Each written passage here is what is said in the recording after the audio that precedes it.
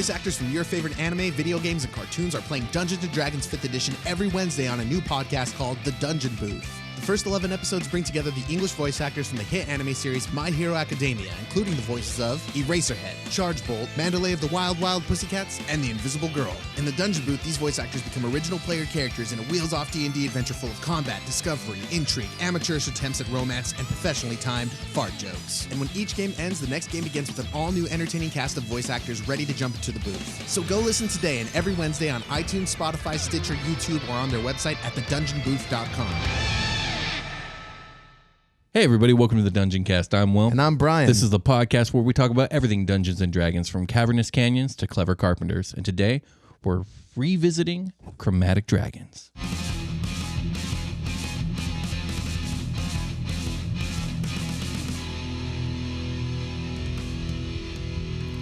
The Dungeoncast.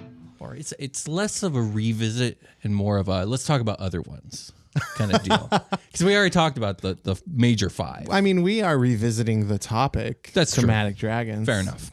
So in our first dragon episode, Brian, we talked about the five major chromatic dragons: black, blue, green, red, and white. Mm-hmm. And I alluded at the time that there were other chromatics that we would speak of some other day. Yeah. That day is today. You guys know about rainbows. Lots of colors in those bad boys. Indeed, it's true. Same with dragons. Dragons are like rainbows. You heard it here. So today we're going to cover brown dragons, purple dragons, gray dragons, orange dragons, and yellow dragons. Okay. These five are far less covered than the major five in all the various D&D source books. And also far less is known about them, mostly because far less is written about them.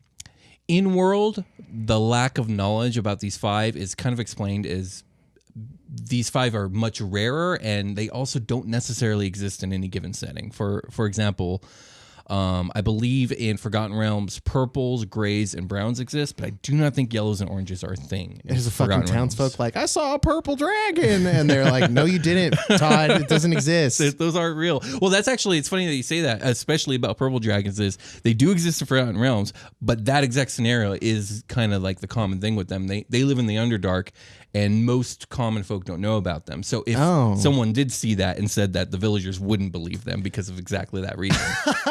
Are they...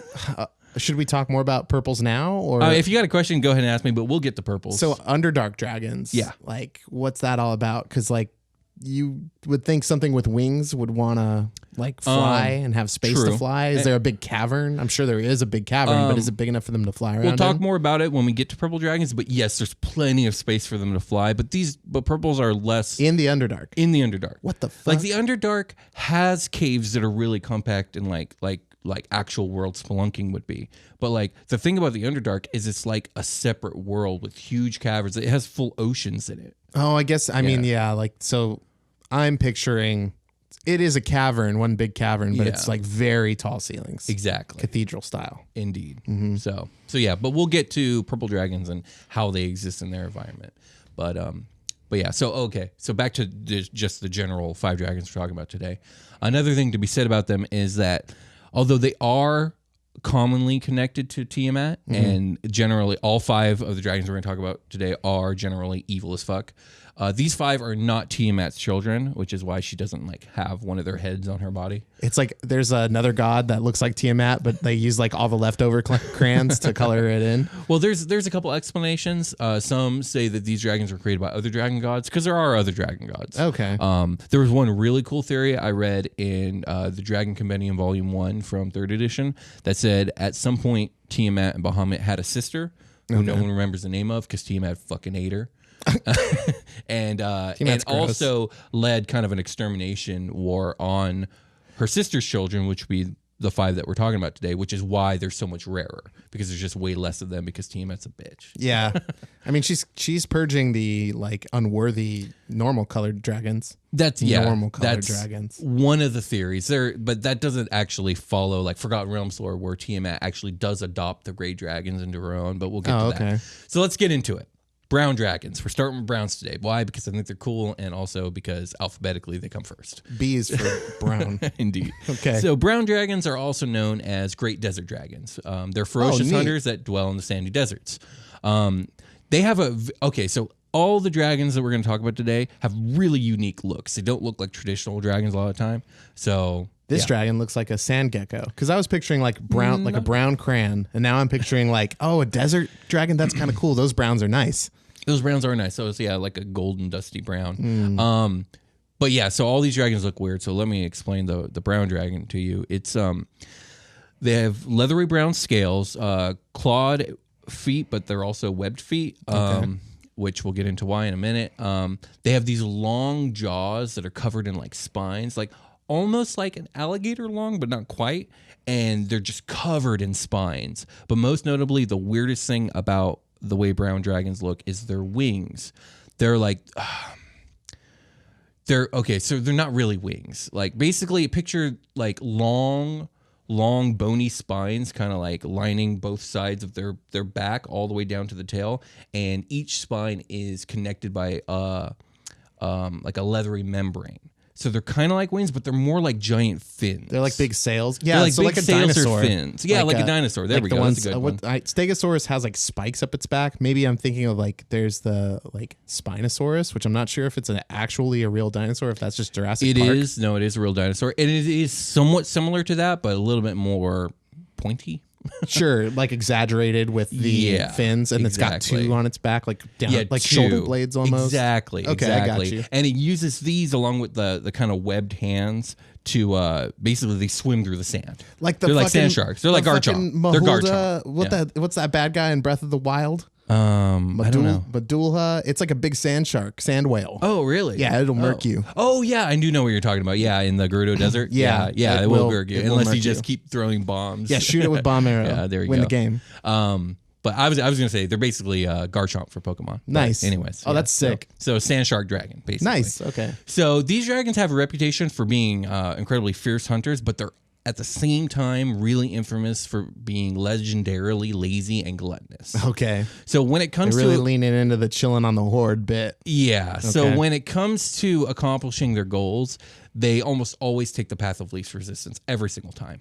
So like one of the examples that's given is like, why raid the human fortress over there when there's a nice herd of camels right over there? Right. Sure. Like, I just want to eat. Like, fuck it. So there. That's the general mentality of brown dragons. Is like, why work harder than you need to? Do I really need gold? Yeah, exactly. So like, even though like browns are generally noted to be evil monsters, strangely they're also quite easygoing. Sure. Okay. They're evil when it's convenient for them. Yeah. So to go along with this kind of languorous disposition, browns have an obsession with eating well and eating often. Okay. Now, some sources say that they like to eat minerals rather than meat, but most sources say no, they're carnivorous and they like to eat as many different types of food as they can. So, okay. So they're into pica.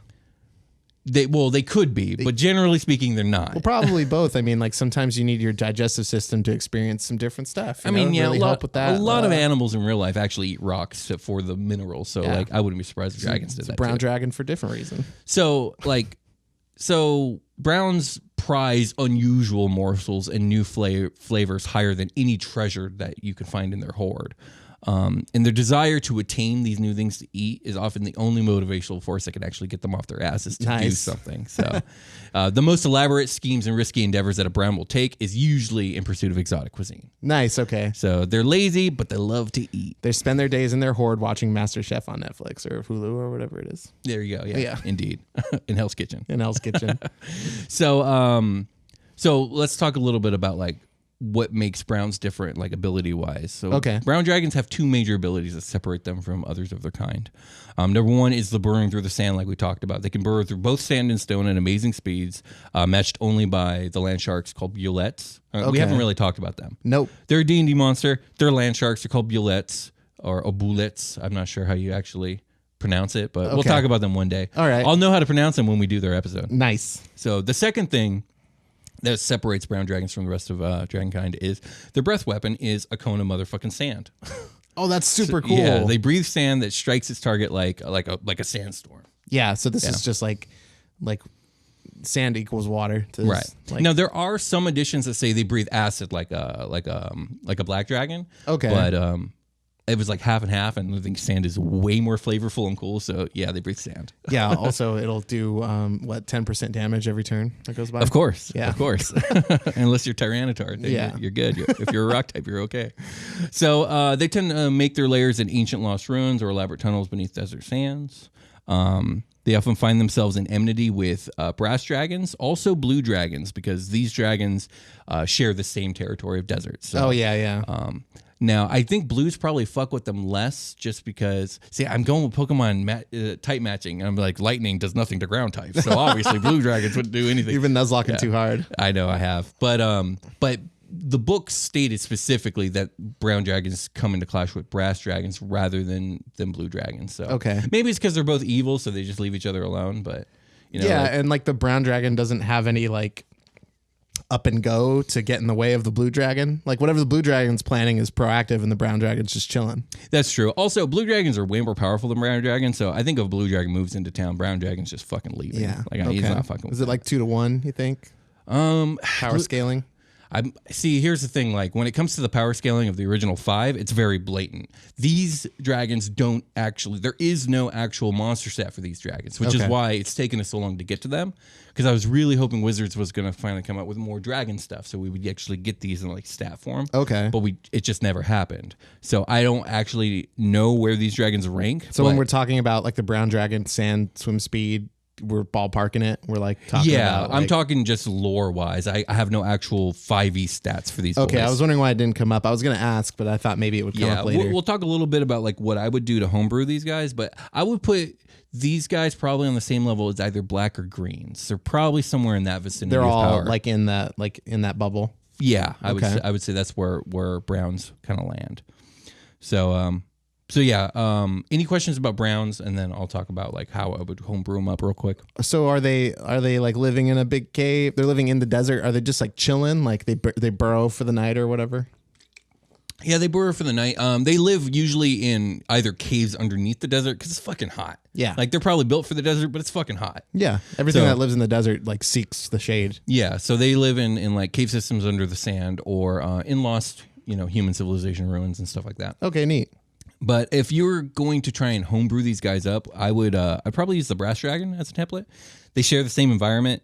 I replaced the fly speed that brass dragons have with a burrow speed. Now, to talk a little bit about flight, so brown dragons can't fly, but they can glide fairly well. And what they do is they'll launch themselves up out of the sand, kind of like a dolphin would out of the water. Oh, nice. And then flay out their wings, and they can glide for like 500 or 600 feet. So they can get around, but Yeah. So if they can get high enough, it all That's depends on scary. that. It just flies over your adventuring party and like you get cascaded by like sand. Yeah. Like it rain. Yeah, exactly. God. That'd be pretty cool, actually. Oh, it's so, in my armor. Oh, it's in my boots. So I would use brass dragons. I'd replace fly speed with burrow speed. I'd give it tremor sense. Ooh, Because that's nice. something they traditionally get, and it makes sense. Again, they're essentially land sharks. Oh, that's the fucking thing from Breath of the Wild. Yeah, basically. It is that. Yeah, it is that. I'd reskin the breath to do the same damage, but make it a con save, and also I would have it knock the enemy prone. Okay. Which, let's take a minute here, and I don't remember if I said this in the original Dragon episode, but because I was looking at these dragons and trying to figure out how to reskin them, I was looking at like actual 5e dragons like reds, blues, and whites and all that. Okay. And I gotta say, like, those monster stat blocks are kind of lackluster. They don't have a lot of interesting features. The best thing that got going for them, besides like their breath and like just the power of their attacks, is their spellcasting, which is cool. But like none of these dragons have auras. None of the breaths have any secondary effects like I'm used to. Like so in these homebrews, I'm adding secondary effects, but I would even go as far as to homebrew secondary effects onto the regular dragons. Okay. Like I mean, ongoing damage or like slowing down For sand, or- ongoing damage because Pokemon thumbs up. Yeah, sure. You could do that. For this, I put knocked prone because it just felt that's kind of what I would go with. But yeah, that's brown dragons. Any questions about brown dragons? No, I mean, they were talking about the breath weapon being like sand or acid. Why not both? Why not some quick sandy stuff that gets on you and kind of like hits you hard, and then the secondary effect is like burn you? Yeah, you could homebrew that. There were some legitimate sources that said, hey, they have acid breath. And then others say, no, they have sand breath. And I was just like, well, sand breath's more interesting, so we're going with that. Yeah. Okay. But yeah, so that's it. That's all I got. All right, let's move on to purple dragons. Purple. So purple dragons are also known as deep dragons due to dwelling almost exclusively in the Underdark. Okay. They're generally unknown to existing surface dwellers. We kind of just talked about this, basically no one knows they exist, and anyone who says they've seen them is deemed a crazy person. You mean like a surface worlder? Do you mean surface like worlder? Yeah, Underdarkers, no. Like these are probably the dragons. These are dragons to them. They don't deal with any other kind of dragon. It's only purple dragons to them. Yeah. Well, don't dragons go into the Underdark sometimes to like accomplish feats, etc.? Rarely. Yeah. Okay. I mean, yeah, they're aware of other dragons. That's not purple. Ah. Indeed. Okay. So purples are a very large variety of chromatic dragons, but they have an interesting build. They're very lithe and slender, and they have like both. It's a cat-like build, but also a serpentine-like build. So it's the best way to describe this is like their legs are lithe and muscled and long like a cat, but their body kind of sitting on those legs is really long and sinewy like a serpent. Oh, wow. Including their long neck, and they have like a tapered head. That's like wyvern-y almost. Kind of. Honestly, you should look up a picture of purple dragons because I think they're one of the better designed dragons. And there's a lot of great designed dragons, but of the dragons we're talking about today, hands down, purple dragons have the best unique. Design. Yeah. I immediately thought of like a panther, but just like extended. Yeah. And with a dragon face. And because they live in caverns, their wings have to kind of be adapted for that. So they have a kind of like a swept back wing structure. Which cool. Makes it better because even though there's plenty of places for them to fly, these dragons are kind of explorers, so they need to be able to get through tight spots. It's like a long cat snake with a like B-12 bomber wings on its back. Sure, we'll go with that. Their scales are a dark amethyst color, and again, they're quite agile creatures.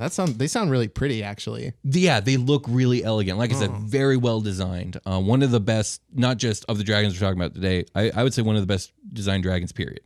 But yeah, so they dwell in caves, caverns, and tunnels of the Underdark, where their bodies have kind of evolved to thrive. They never surface due to the fact that they have sunlight sensitivity, and they rarely leave the Underdark at all, save for when sometimes they decide to cross to the Shadowfell.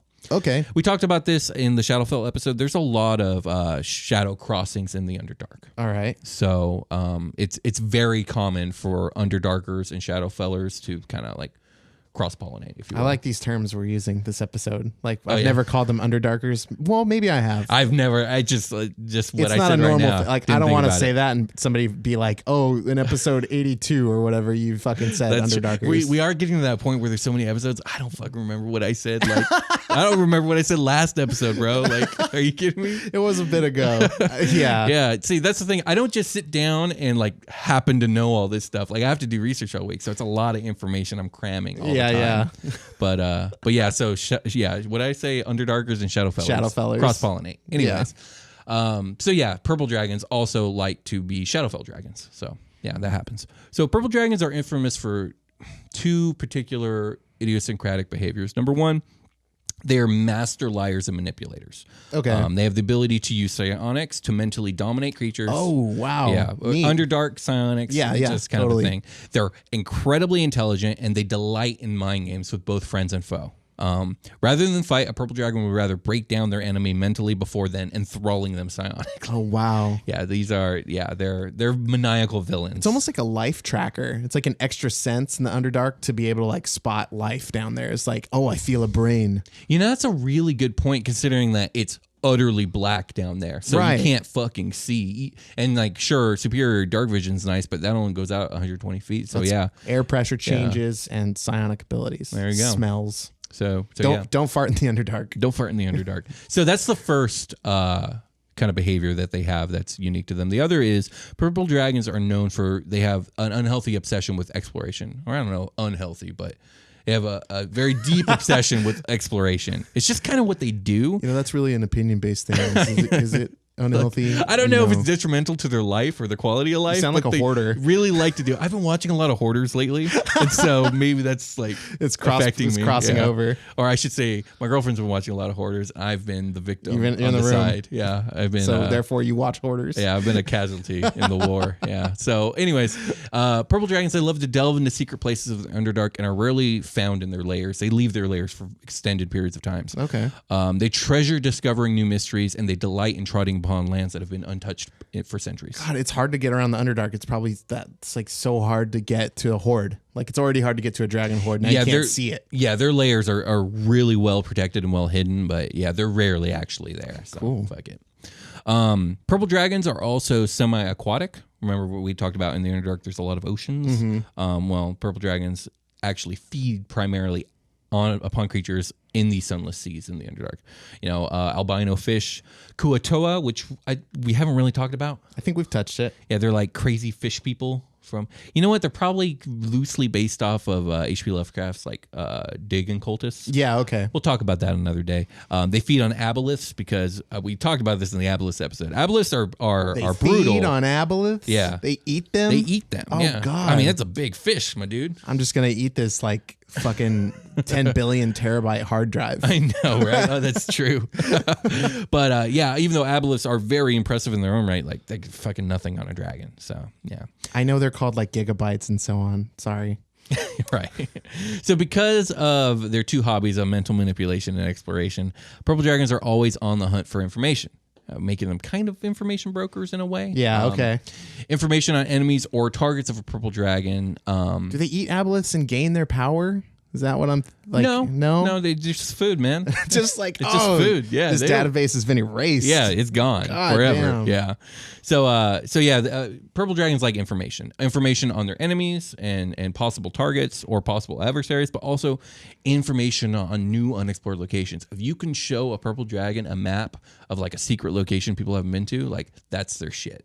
They're into that. Like, hot damn, I can't see nothing, but I sure do like this map. Right. So any of this information is useful if you're trying to attempt a negotiation with the purple dragon, which is a bad idea. You shouldn't be doing it, but if you do, you should probably have that, in your arsenal. Nice. Yeah. Dude, have you started side rail again, but like Dragon Heist, I started reading like through it because I got it for Christmas, and like, do you know what they're doing with an aboleth in that no, adventure? I haven't looked at it. Apparently they shrunk one down to like statue size. It's like holding the information to get into this vault. Oh, shit. Sorry, spoilers for anybody, but it's in the front like 5 pages or whatever. For sure. But yeah, it's like yay big. It's like, like a battery pretty much size, I think. And they like, it's like holding the information it purged from somebody so they don't like reveal the location of said vault, etc. It's intense, man. I was like, they just carry it around with them?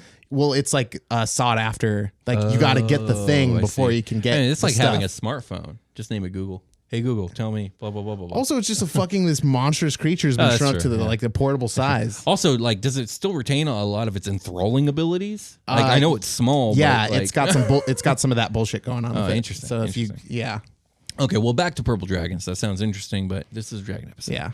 So came up. let's quickly talk about the breath of purple dragons, which is actually a psionic wave. It's grape soda. No, it's not grape soda. That's hilarious.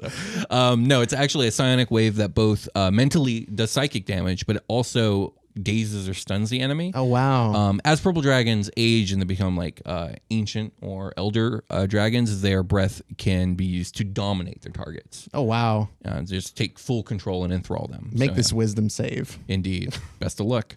So another ability of note is that they have extraordinary hearing. Remember I was talking about how their bodies have kind of evolved to thrive in the Underdark? Yeah. Part of this is they have hearing that's so sensitive it can pinpoint sounds through rock and stone to like an amazing level of accuracy. That's awesome. So it's not quite like blind sense or tremor sense, but it's fucking close. Yeah, it's like you're picking up the slightest vibrations. Yeah. So don't fart in the Underdark. Any questions about purple dragons? No. Okay. That was awesome. Yeah, I think purple dragons are really cool. Probably favorite dragon of the day. Gray dragons might be a contender as well. Would it be really cool? It'd be even cool if they had like a spider climb ability where they could like walk on the ceilings. Yeah, that'd be long cool. serpent. I would definitely give them a climb speed. I think that's fair. Which, speaking of which, let's talk about homebrew. So if I were to homebrew these guys, I'd reskin the black dragon due to it being like the appropriate power level. That's kind of where I would put them. Okay. Also, the black dragon's already amphibious, which works for the purple because the purple's also amphibious. I would add advantage on all perception checks related to hearing because of the ability we just spoke of. And I would change the breath from a cone of from a line of acid to a cone of psychic damage, plus a save for stun. And then if it's an ancient dragon, I would save for dominate. Nice. Wow. Cool. So I like adding those extra effects on breath. It just seems right, so that's what I do. The flavor though is important to me right now because its front legs, it probably like latches on and then it doesn't climb. It just swings its back end up above itself and latches on with those legs and then swings its other side. It's just like, that's how it climbs. Hell yeah. It's dangerous as fuck. Well, with that being said, let's take a short rest. Let's do it. All right.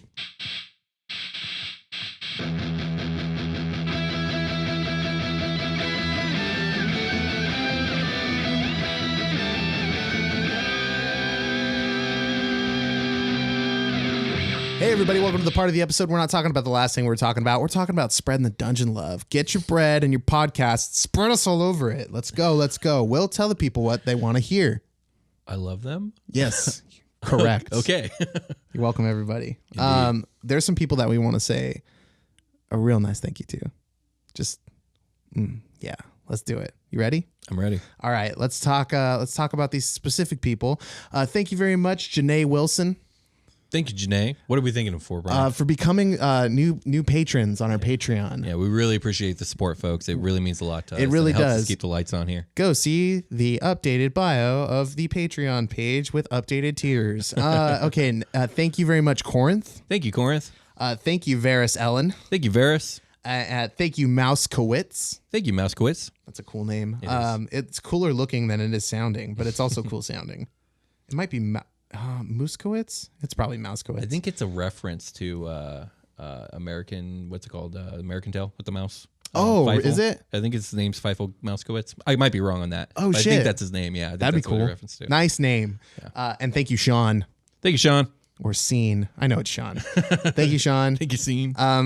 We are incredibly grateful to you guys for helping support the show and going the extra step to do so. You support the show just by listening. You support the show by reaching out to people and telling them about the show wherever or however you do that. We're big fans of you guys doing that.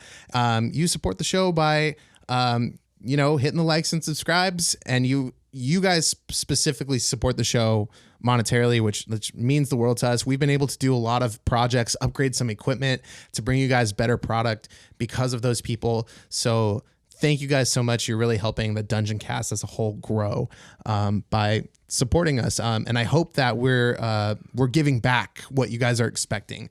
There's a lot of cool bonus content on our Patreon, but really it's just thank you guys. We just do that as we can. We really thank you guys so much for reaching out on Patreon and supporting us in that way. What else do we want to talk about? You know what? I think that's a good ending for this short rest. All right, let's call it a short rest. Let's get back to the show. Let's get back to the show.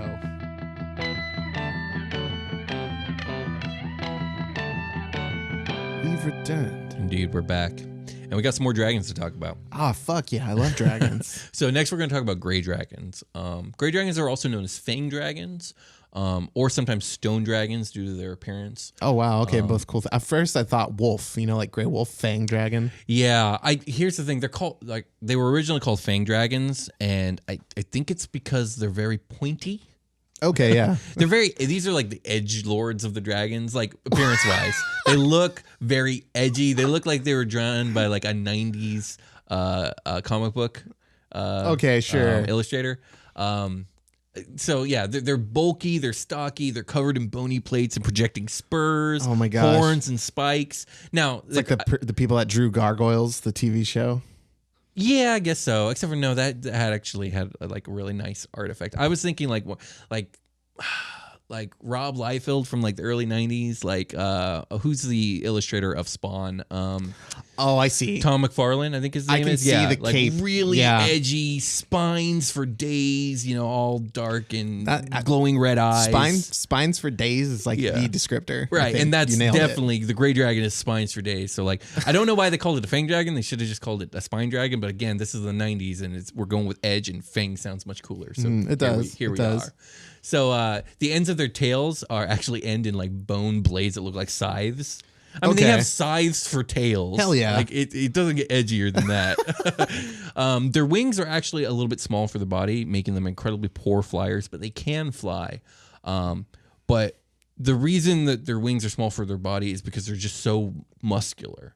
Like they're incredibly well muscled, which is great for supporting their leaps and lunges. I was going to say, if you're a bad flyer, you're probably a pretty damn good jumper. Yeah, it's a really good jumper. It said that the gray dragons are among the most physically powerful of all the dragons. And they're noted to be masters of like physical hand-to-hand combat. Oh, what? Yeah, they're just buff dragons. They're just buff, pointy dragons. They are a living weapon. They actually walk on like brass knuckles. Yeah, they have like buff Arnold Schwarzenegger bodybuilder style arms that they are their front legs. Like every part of them is dangerous. Like not only do they have like teeth and claws and all that stuff and a breath weapon, but like every part of their body can be pushed against you to kill you. That's dope. Yeah, and they're buff on top of it. So yeah, and they're just so buff. So they're a little ridiculous, but I kind of like gray dragons. They're pretty cool. They're asking you if you even lift. Yeah, exactly. That gray dragon would do exactly that. Okay. So the scales of a gray dragon have the appearance of like stone color. So anywhere from like pale white to dark gray. Serves as a great camouflage for the chosen habitat, which is rocky or craggy mountains and like dry gray wastelands. God, that's scary. You just like see the rock wall like move, and you're like, oh no. Yeah. And then you're like, oh no, is it a stone giant? Oh no, worse. It's a fucking edge dragon. Oh no, it's an edge, and then there's a scythe cuts through you. Indeed, exactly. Already dead. Yeah. So these dragons have a terrible reputation for having a violent and angry disposition. They thrill in hunting and combat. It's really the only thing that motivates them. And most spend their entire life stalking prey through their territories, always on the hunt for deadlier prey, always looking for a fight. They revel in the glory of savagely killing. Oh my gosh. Again, they're edgelords. Okay. Needless to say, few gray dragons ever exhibit the self-discipline required to reach the heights of power and influence that a lot of like chromatics like seek and attain. Yeah. You know what I mean? They're too busy looking for fights to like really practice getting good at it. Exactly. And that's pretty much it. Yeah. So in fact, this behavior makes attempting to negotiate with a gray pretty much a fruitless endeavor. Just don't do it. It's pointless. Trying to bribe them with peace offerings or approaching them with like diplomatic intentions or any of that stuff will usually end with the gray playing along for a little bit before just being like, all right, you got 24 hours to run as far as you can, and then I'm going to hunt you. And if I catch you, I'm going to eat you. Oh, and like, shoot. There's just nothing you can do to get them to not do that. Oh, wow. Like, it's hardwired into their behavior. So yeah, they're scary. They're scary and they're assholes. I was thinking about all the D&D I've actually played right now when you were talking about that scenario, and I don't know what I would have done if a dragon said that to any of my characters. I would have ran. I would have just been like, okay, I'd be like, dude. In Vault Raiders, I would have been like, where's the sky ship? Let's go. Yeah, seriously. Have fun, asshole. I know. Try to jump this high. But yeah. So they're like that. Okay. So so remember how I said in Forgotten Realms, like some of these dragons exist and some of them don't, and sometimes Tiamat's tied to them, sometimes Tiamat's not. Mandela effect. Sure. And on the Forgotten Realms wiki, it talks about how gray dragons were originally just called fang dragons and they didn't have a breath weapon. Tiamat decided to get involved, and she actually ran some experiments on the species, transforming them into gray dragons, giving them a breath weapon, and then once she did this to enough of them, she sent them on an annihilation spree to kill all the fang dragons, so there will only be gray dragons left. Oh, what? So that's some specific Forgotten Realms lore on gray dragons. That's pretty cool lore. Yeah. I'm gonna Tiamat you up. I'm gonna do Tiamat's just a mad scientist. Yeah, basically. Mad sex scientist. And yeah, she's really into genetics. Just a breeder. Oh god. So the breath that they were gifted with and the breath that they have in all other settings that don't have this lore is kind of this sticky ooze that coats its target and then burns like acid. Oh, wow. So it's kind of like it's acid, but it's less, or I guess more viscous.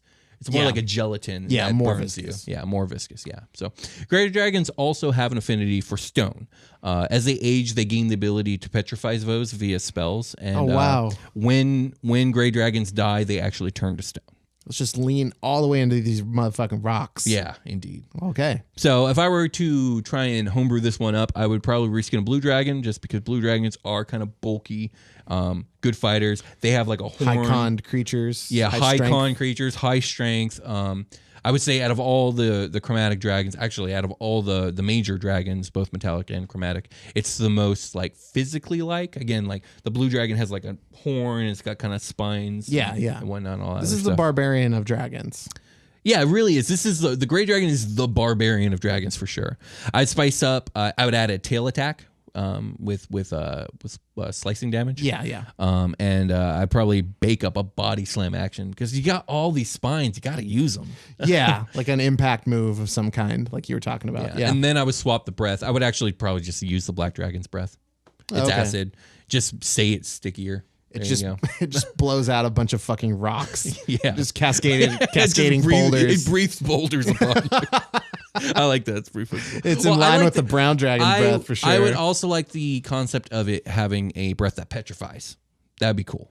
I mean, how petrifying is it when you get hit by a boulder? I mean, yeah, that's true. I just imagine, like, what if it's just like the sand hit dragon? With a boulder, you never move again. What if these are petrified?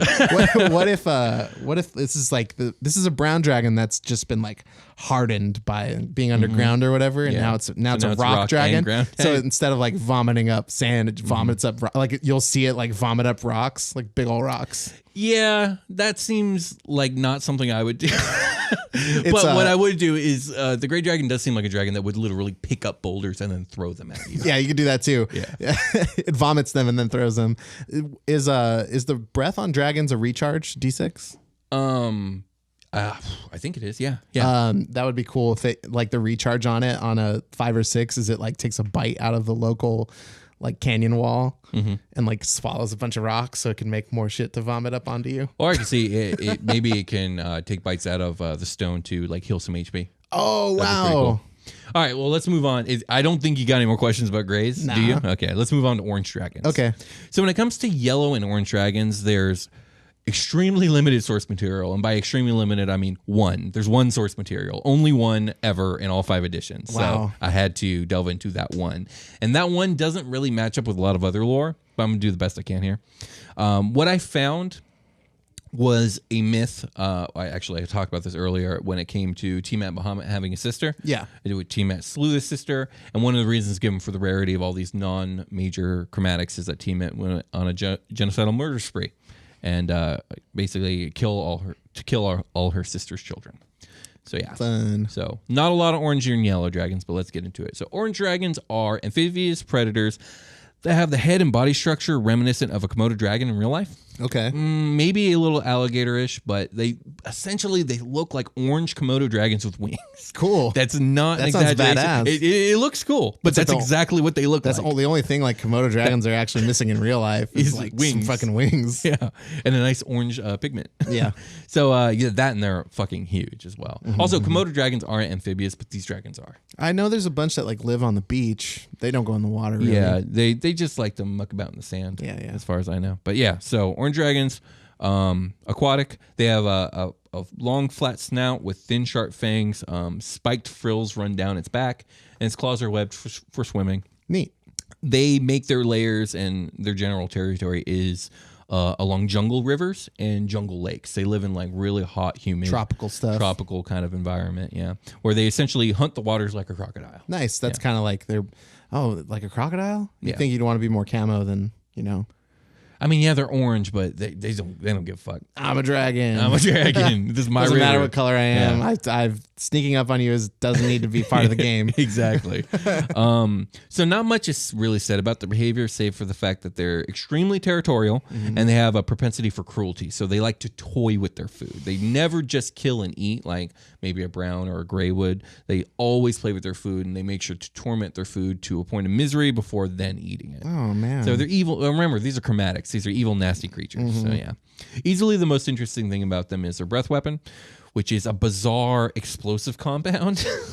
It's kind of like the gray dragon, where it's like a gelatin that coats the target, but then instead of it burning like acid, it will coat the target, and then after like 5 seconds or so, it will just fucking explode. Oh no! And the way they explain this is it's this compound, but it's coated by their saliva. So it hits the target, and then when the saliva dries, oxygen hits the compound and it explodes. Oh man! So I think that's really interesting and not something I've seen before. So I thought, yeah, there you go. Oh god! That's literally all I have on orange dragons. That's it. That's all there is. What was the source material again? What was it? Dragon Compendium Volume 1 for 3rd edition. Wow, third edition. Yeah, and it came out pretty late, third edition too, because it came out in year 2000. God, as we do this show, it's like I keep seeing source material on like less. It feels like it's less interesting to me. Mm-hmm. Like we're getting into more obscure stuff. Yeah, I guess. Yeah, I guess we are. But it feels like this, like people, this is called Dungeons and Dragons. Why aren't these fleshed out? You know? Yeah, third edition. Like, that's a long time ago. That was a long time ago. And also, like, I was really hoping we'd get like a book, just like the Monster Manual, that would have all 5 of the major chromatics and 5 major metallics, but all the 5 secondaries for both, all fleshed out just like the mains. I wonder if Wizards has like a computer doc with like all of these stat blocks, like pretty much like ready to slap into a book, and they're just like wait until it's their time. Perhaps. Who's to say? Let's talk about. Oh wait, reskin. So if you were to try and homebrew this, I would reskin a black dragon. Again, it's amphibious. Probably the same power level. I think black dragons. How many might of these be are amphibious? So there's 2. There's the brown and more gray. dragons are amphibious than not in this game. Yeah, okay. Because blacks are amphibious, golds are amphibious. I think not brass. Bronze dragons are amphibious. I can only picture gold dragons in space now. Oh, really? Of Bahamut. Oh, for sure, yeah. Or like by space, I mean like wherever Bahamut is. The purple dragons are amphibious. Oranges are amphibious. Brown dragons are sand amphibious. Sandphibious. Sandphibious. There you go. So yeah, You heard it here. So there you go. Anyways, let's talk about yellow dragons. Okay. I got even less on yellows, but I think they're kind of cool. So yellow dragons are really small, and they have a long serpentine body, and they fly, but they do not have wings. Okay. So they fly like an eastern dragon would. Oh, they just float? Yeah, they're like a lung dragon.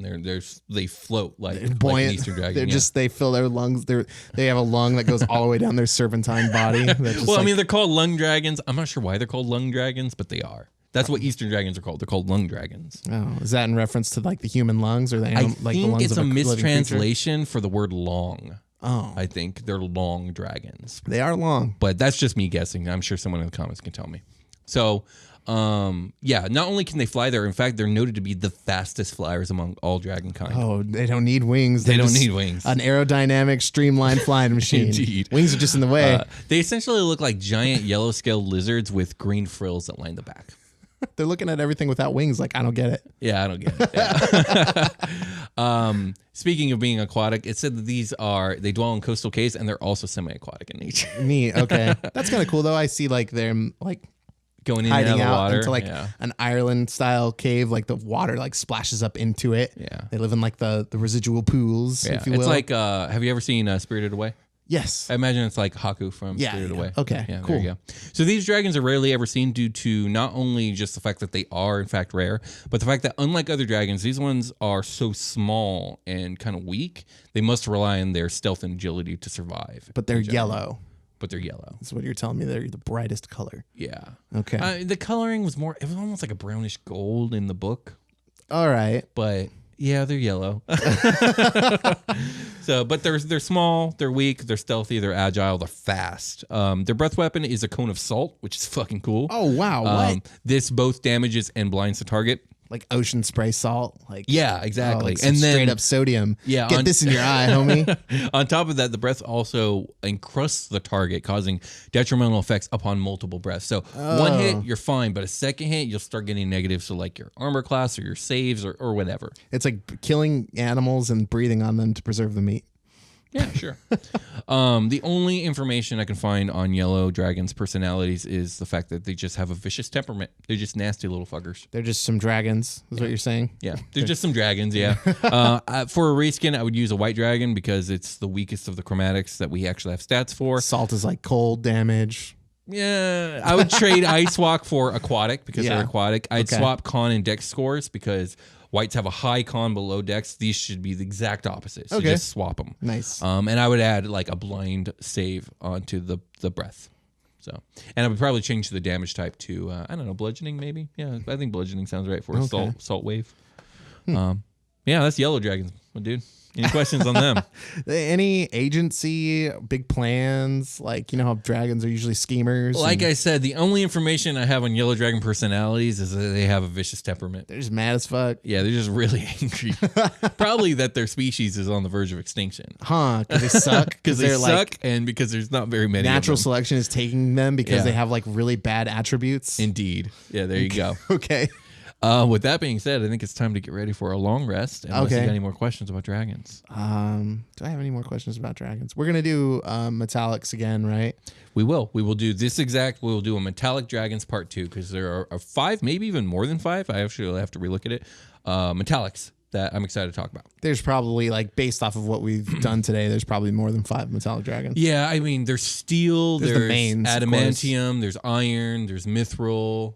I think there's even orichalcum dragons. Like, there's a lot of metallic dragons. Okay. So we'll get to them. All right, sweet. So are we going to touch gem dragons? We will one day. One day. Okay. Yeah. This year? One day this year? Or is that outside of the scope of the Year of the Dragon? Because I know those are really Not sure yet. Those are really obscure. I really want to get into individuals, and like I already kind of was trying to put off these episodes until Wizards actually gave us something concrete for 5e, but they didn't, and it's been so long. I'm like, fuck it, let's just talk about them because homebrewing's not that difficult, and you know what, Dungeons and Dragons needs more dragons. Yeah. Okay. So, yeah. That's it for me. All right. Well, long rest time. So before we go, we want to talk about a couple projects that we want you guys to check out. If you're interested in what we do here at the Dungeoncast, you might be interested in what we do at TDC Plays, which is our video game channel where we sit around and we play some video games. It's true. All the things you said are true, including the things you said at the beginning and the end of the things you said. Gotcha. Do you like video games? Do you like Will and Brian? Oh, shit. TDC Plays. Fuse them together. Yeah, there you go. If you guys are watching this on YouTube and you want to help us out, go subscribe there because we really want to get to 1,000 subscribers for reasons. Yes, indeed. That would really be helpful. And if you want to actually see us play Dungeons & Dragons, we also have a live play on the Dungeoncast YouTube channel called Super Quest Saga, where we play a space adventure. It's a futuristic sci-fi world that's galaxy spanning, and we're using 5e rules. The characters are actually from a regular old classic medieval D&D game. They've now been time displaced into a futuristic world, and shit has gotten real. And it's a lot of fun. You should check it out. I'm a warlock. I recommend it. Yeah, Brian's a warlock. Josh Freeland joins us. He's a paladin, and Jake Casada also joins us, and he is a Furbolg druid. And their worlds got rocked. They've got new gods. They got new gods, new powers, new ways to be shaped. Indeed. Yeah. What is there? Oh, Discord. There's a link for our Discord below. Yeah, join the community. There's like conversation happening there pretty much constantly, and it's always really entertaining and insightful and cool. Yeah, we love to get in there. There's also a book club going on. Lots of cool stuff in that little part of the community. Now, what? There was something else. There's something else. There's something else? I don't know. I think that was it. Ad space. Thank you to all our sponsors. We have ads available at the front for future dates. Those have kind of been sucked up for a little while. Thank you to all of you who've been reaching out. We've also got short rest and pretty much the ad space that happens after this conversation at the back of the episode. So if you guys are interested in that, please reach out to us at thedungeoncast@gmail.com. You can also find all our social media, the Dungeoncast on Twitter at the Dungeoncast, and on Instagram, the Dungeoncast. And was there another thing? Do we still have a Facebook group? No, I deleted it. Oh, okay, yeah. Facebook's on the. I decided I hate Facebook, and I don't care. I gotta scrape those links. Yeah that's okay, true. so yeah, so I think we can call it a game. yeah, Twitter, Instagram, thedungeoncast@gmail.com. Let's call it a game. You We'll guys talk have a to you good guys one. later. Thank you very much. Bye.